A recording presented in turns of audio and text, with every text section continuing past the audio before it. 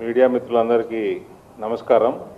నిన్న జగిత్యాల్లో చంద్రబాబు నాయుడు గారి జన్మదిన సందర్భంగా తెలుగుదేశం పార్టీ పూర్వ విద్యార్థులందరూ కూడా ఒక సభ నిర్వహించుకున్నారు. కేసీఆర్ సభలో టీడీపీ పూర్వ విద్యార్థుల సమ్మేళనంగా అది కొనసాగింది.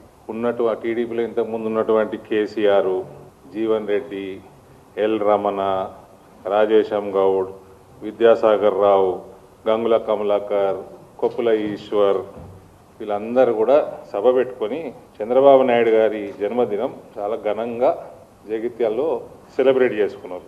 అంతేనా? చెప్పండి మీడియా మిత్రులు. ఇక ఈ మధ్య ఓటీటీలలో సీరియల్ వస్తాయి, మంచి మంచివి, కొత్త సీజన్లు వస్తాయి. 2 సంవత్సరాలకి సీజన్ వచ్చినాక మళ్ళీ సంవత్సరం 2 సంవత్సరాలు గ్యాప్ ఇచ్చి షూటింగులు చేసి కొత్త సీజన్ వస్తుంది. అట్లా కేసీఆర్ కూడా సంవత్సరంన్నర తర్వాత బయటికి వెళ్ళింది. నిన్న కేసీఆర్ సీజన్ నెంబర్ 8. నువ్వు ప్రతిపక్ష నేతవి, ప్రతిరోజు రోడ్డు మీద ఉండాలి, అసెంబ్లీలో ప్రతిరోజు నిలదీయాలి ప్రభుత్వాన్ని. ఏదో సంవత్సరంకోసారి వచ్చి ఊర్ల పేర్లు, కాన్స్టిట్యున్సీల పేర్లు కూడా గుర్తుకొస్తలేవు ఆయనకి.